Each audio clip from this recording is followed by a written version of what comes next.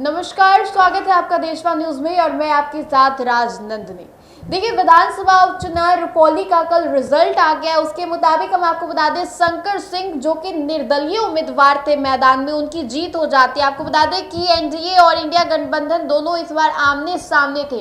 लड़ाई दोनों की नाक की हो गई थी। जी हाँ, दोनों की आन बान शान पे आ बनी थी और कहीं ना कहीं एनडीए गठबंधन और इंडिया अलायंस दोनों ने अपनी इस उपचुनाव में ताकत झोंक दी थी। आपको बता दें कि लेकिन बाजी मारे तो कौन, शंकर सिंह जो कि निर्दलीय उम्मीदवार थे। ये वाकई काबिले तारीफ है जिस तरीके से शंकर सिंह निर्दलीय होने के बावजूद भी 2015 से लगातार वो कोशिश करते आ रहे थे और कहीं ना कहीं जनता उनकी इस कोशिश को देख रही थी और समझ रही थी कि किस तरीके से जो निर्दलीय उम्मीदवार शंकर सिंह लगातार कोशिश कर रहे हैं और कहीं ना कहीं जनता को ये लगा कि इस बार निर्दलीय उम्मीदवार शंकर सिंह को एक मौका देना चाहिए और जनता ने बिल्कुल वही किया। बखूबी जनता ने अपने फर्ज को अदा किया और यहाँ से देखिए किस तरीके से निर्दलीय उम्मीदवार शंकर सिंह की जीत होती है। आपको बता दें कि रुपौली विधानसभा उपचुनाव के बाद बिहार में 4 अन्य सीटों पर चुनाव होने वाले हैं। जी हाँ, वो सीट है बेलागंज, तरारी, इमामगंज और रामगढ़। आपको बता दें कि यहाँ पे फिर एनडीए और इंडिया गठबंधन आमने सामने आने वाले हैं। लेकिन सवाल ये उठता है कि क्या यहाँ फिर से निर्दलीय उम्मीदवार मुकाबला बढ़ा सकते हैं। जिस तरीके से निर्दलीय उम्मीदवार बार बार बाजी मार रहे हैं, साफ तौर पे इससे एक बात तो जाहिर हो गई है कि जनता को अब एक नया चेहरा चाहिए।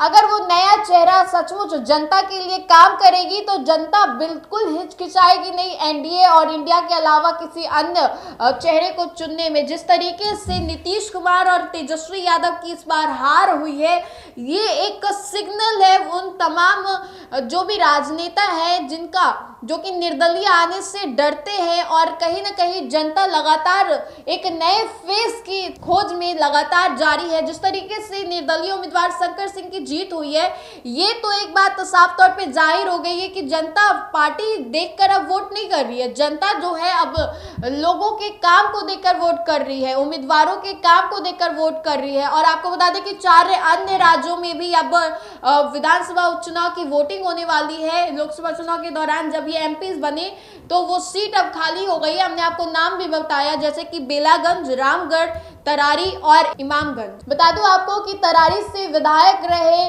सीपीआईएम माले के विधायक सुदामा प्रसाद अब यहाँ से एमपी बन गए हैं। इसके लिए ये सीट अब खाली हो गई। वहीं पे बात करें रामगढ़ से आरजेडी विधायक रहे सुधाकर सिंह और बात करूं गया के बेलागंज सीट से आरजेडी विधायक सुरेंद्र यादव जो जीतकर सांसद बन गए हैं और गया के इमामगंज से विधायक रहे जीतन राम मांझी ने सांसद बनने के बाद अब ये सीट खाली हो गई है और इन 4 तमाम सीटों पर फिर से उपचुनाव होने वाले हैं। देखना बेहद दिलचस्प होगा कि जिस तरीके से एनडीए और इंडिया गठबंधन फिर से आमने सामने आ रहे हैं, क्या फिर से एक त्रिकोणीय मुकाबला हो सकता है। क्या एनडीए और इंडिया गठबंधन के बीच में फिर से क्या एक निर्दलीय उम्मीदवार आके पूरे मेहनत पे पानी फेर सकता है।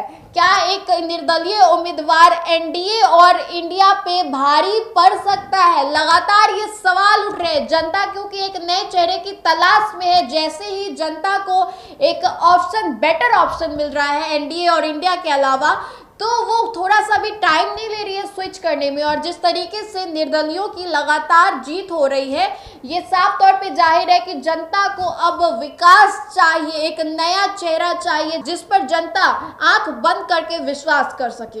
फिलहाल इस खबर में इतना ही। बने रहिए हमारे साथ और देखते रहिए देशवा न्यूज़। धन्यवाद।